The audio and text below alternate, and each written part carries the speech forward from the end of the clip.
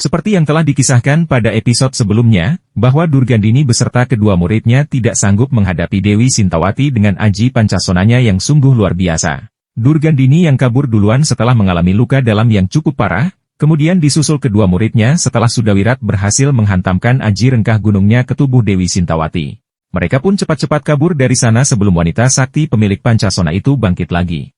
Akhirnya Sudawirat dan Lokahita di saat itu pun kehilangan jejak gurunya yang kabur entah kemana. Lokahita lantas mengatakan kepada Sudawirat bahwa kesempatan untuk mereka berdua melakukan pengembaraan secara bebas tanpa mengikuti si nenek peyot tersebut. Selama ini, Nyai Durgandini sengaja membuat kamu selalu bergantung pada dia. Kamu hanya dijadikan alat untuk kepentingannya. Iya, Bibi benar. Benar. Oh ya, Bibi. Sekarang kita mau kemana? Bagi seorang pendekar pengelana, tidak pernah memiliki tujuan. Ayo, Iren. Dan ketika baru saja ingin melangkah bebas untuk terlepas dari si nenek peyot Durgandini, mereka berdua pun kembali dihadang oleh Dewi Sintawati. Sepertinya Nyai Dewi di saat itu tidak ingin membiarkan musuh-musuhnya lolos begitu saja. Ia pun tetap mengejar para manusia sesat tersebut untuk dihabisi.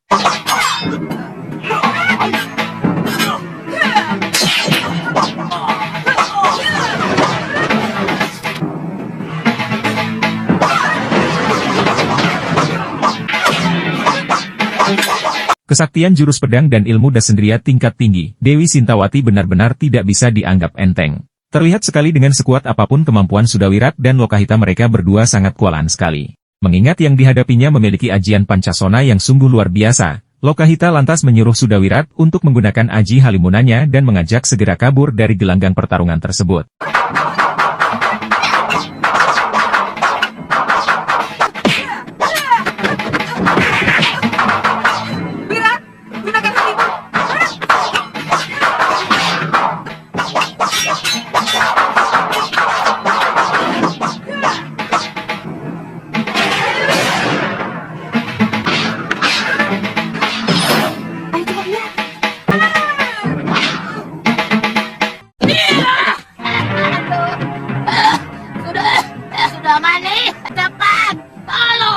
Sementara itu Durgandini yang mengalami luka dalam cukup parah setelah dihajar hingga babak belur oleh Nyai Sintawati, ternyata si nenek peyot tersebut langsung kabur menuju kediaman Sudamani untuk bersembunyi di sana. Sekaligus ia menyuruh Sudamani mengobati lukanya itu, sembari menceritakan pertarungannya tersebut. Bertarung dengan siapa lagi, Nyai? Istri Mahasura. Suaminya aja, Nyai berhasil membunuhnya. Dia tidak bisa mati, Sudamani. Ternyata dia memiliki ajian pancasona. Jagat Dewa Matara, apa mungkin ilmu itu masih berada di atas bumi? Bukankah Rawana sudah menjadi batu, jepit di antara dua gunung? Tapi kenyataannya dia mampu hidup lagi. Tidak ada satupun ilmu yang sanggup melawan pancasona, selain senjata sakti milik Wisnu. Siapa anak itu? Dia anak angkat saya. Saya selamatkan waktu hampir saja diterkam macan. Di sisi lain kita beralih di kerajaan Malwapati, Batik Madrim sedang melaporkan kondisi sumber mata air penduduk yang ada di sana bahwa telah aman semua. Berkat kinerja Priamitra dan Padmasari sumur-sumur yang telah diracuni Durgandini kini bisa digunakan kembali. Sang Prabu lantas sangat senang mendengar laporan itu, dan ia ingin berterima kasih serta berniat memberikan imbalan kepada mereka berdua. Kita harus berterima kasih kepada murid-murid Padepokan Gunung Bencana itu. Kalau perlu, kita beri tanah perdikan sebagai tanda rasa terima kasih kita kepada mereka. Oh ya, Kandapati, bagaimana perkembangan Suliwa? Luka-luka di kulitnya sudah agak membaik, tapi tubuhnya masih sangat lemah. Aku tidak akan bisa tenang sebelum berhasil menangkap Durgandini dan mengikarkan tali ke lehernya di tiang gantungan. Betul tidak, Prabu? Sementara itu Priamitra dan Padmasari ternyata di saat itu telah beranjak pergi dari Malwapati, kini mereka berdua sedang berada di rawa bangkai memburu keberadaan Durgandini. Dan di lokasi tersebut, mereka pun tidak menemukan apa-apa lagi di sana dan hanya menjumpai puing-puing bangunan yang sepertinya habis dibakar oleh seseorang. Ada orang lain yang membakar rumah ini, karena dia dendam pada Durgandini. Dia kan musuhnya banyak. Sekarang bagaimana, Kang? Kita kembali saja ke seberang. Tunggu dulu, Kang. Kenapa kita tidak pamit dulu sama Gusti Prabu Angneng Dharma? Juga tidak menjenguk lagi keadaan Suliwa. Apa nanti mereka tidak mengira kita... Tidak mungkin. Kita kan sudah membuktikan bakti kita pada mereka. Saya kira tidak mungkin mereka akan berpikir seperti itu. Mudah-mudahan begitu, Kang. Ayo. Sementara itu kita kembali ke Durgandini, si nenek peyot tersebut terlihat ia berusaha melatih kembali jurus dan ilmu kanuraganya di samping masih dalam kondisi penyembuhan luka dalamnya. Meski sudah dibuat babak belur tidak berdaya, ia pun tidak ada rasa kapok-kapoknya sedikitpun, malah jiwa sesatnya itu semakin brutal. Entah bagaimana jalan pikirannya, si pendekar tua yang tidak tahu diri tersebut masih saja ingin terus melanjutkan misinya untuk balas dendam dengan orang-orang Malwapati.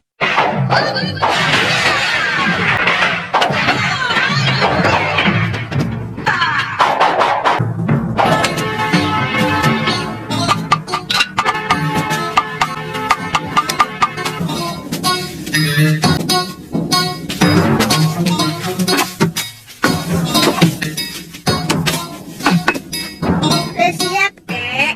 Silakan.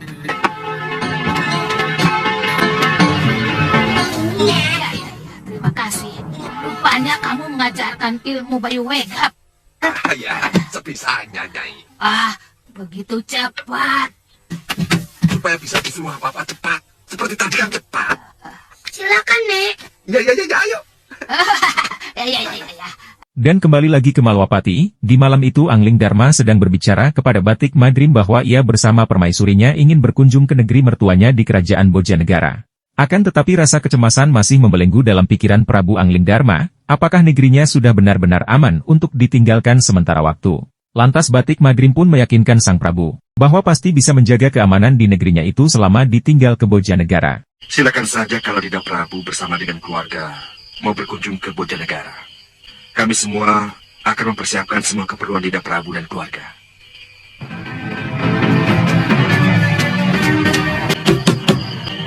Mau apa, Nyai?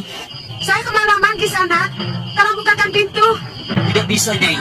Pintu gerbang tidak bisa dibuka lagi sesudah matahari tenggelam. Ini perintah langsung dari Gusti Pati Batik Madrim. Dan di keesokan harinya, Sang Prabu dan Permaisuri serta Angling Kusuma anaknya mulai beranjak pergi meninggalkan Malwapati untuk sementara waktu mengunjungi kerajaan Bojanegara. Kemudian Dewi Sintawati yang sudah berada di Malwapati, dan belum sempat berjumpa dengan Prabu Angling Dharma, ia pun di saat itu akhirnya bertemu dengan si Bongoh.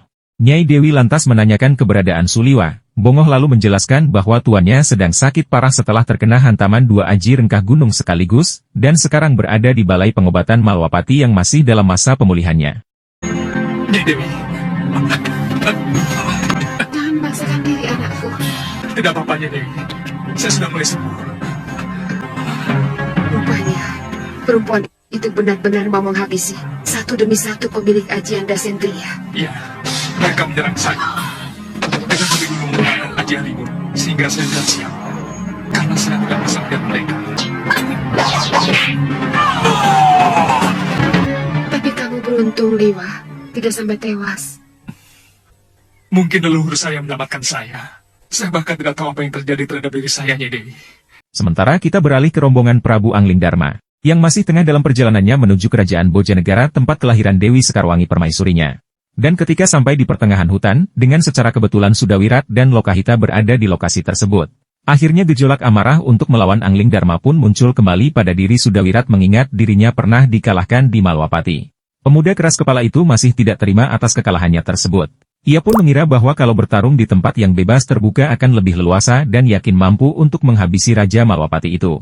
Sementara Prabu Angling Dharma yang berada di dalam kereta itu ternyata sudah mengetahui akan adanya bahaya yang akan menyerang mereka. Lantas Sang Prabu berbicara kepada istrinya agar tidak panik, dan menjaga putranya Angling Kusuma karena Angling Dharma akan bersiap menghadapi pemuda brutal tersebut. Ada yang mengintai.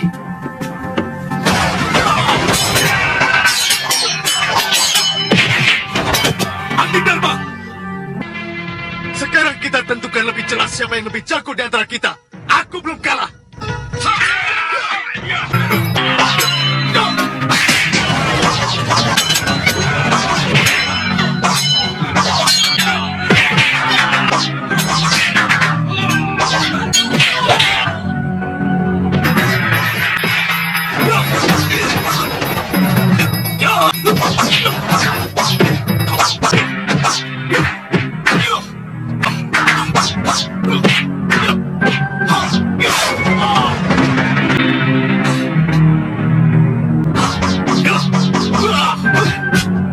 Putra Nila Saroya dan titisan Sudamani itu pun dengan jiwa keras kepala dan kesombongannya mengeluarkan semua kesaktian ilmu yang dimilikinya akan bisa mengalahkan Prabu Angling Darma.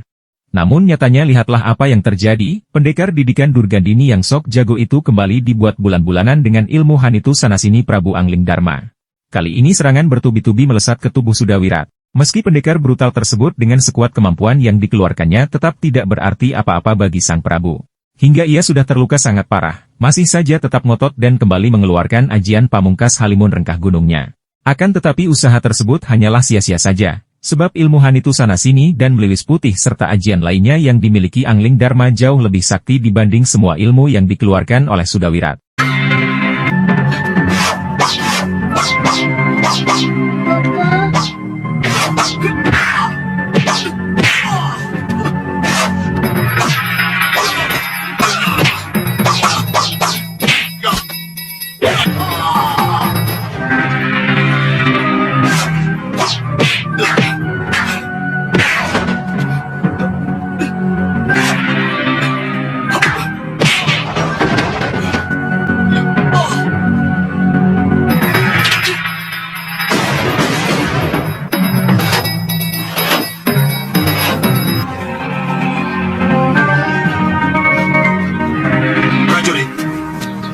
Angkat yang terluka. Baik, Gusti. Naikkan ke gerobak. Baik, Gusti. Sementara warga yang berjalan kaki sampai desa terdekat. Baik, Gusti. Anak itu benar-benar sangat tidak waras. 3 kali dia nekat menyerah, tapi tidak pernah berhasil. Pada akhirnya pemuda sombong keras kepala tersebut bersama Lokahita langsung melarikan diri dari gelanggang pertarungannya. Terlihat luka dalam yang menimpanya sangat parah sekali, sebab hantaman pukulan dari ilmu Hanitu Sanasini Angling Darma yang melesat ke tubuhnya sungguh bertubi-tubi. Di saat itulah Sudawirat sudah tidak berdaya lagi, sekujur tubuhnya pun terasa sakit yang luar biasa. Ayo, Wirat. Tahan. Lokahita berusaha mengobatinya, dan memutuskan untuk berhenti di pertengahan pelariannya tersebut lalu segera merawat Sudawirat di sana. Sudawirat yang terus merintih kesakitan hingga tubuhnya mengalami seperti demam hebat sampai membuat jiwa brutal kesombongannya pun hilang seketika, sebab rasa sakit luka dalamnya sangat luar biasa serta seperti ditusuk-tusuk pada sekujur tubuhnya. Wirat, panas badanmu sangat tinggi. Danganku sesak, Mi. Biarkan obat luka dalam itu bekerja, Wirat. Wirat. Wirat. Kamu pasti sangat kesakitan. Saya heran. Ilmu-ilmu kuno seperti Rawa Rontek dan Pancasona kok tiba-tiba saja muncul lagi. Apa zaman mau berganti, Nyai? Hah? Apa? Berarti apa maksudnya? Ya, berganti. Yang jopo-jopo seperti kita diganti dengan yang masih muda dan lebih kekal, juga lebih terampil. Oh, itu kamu.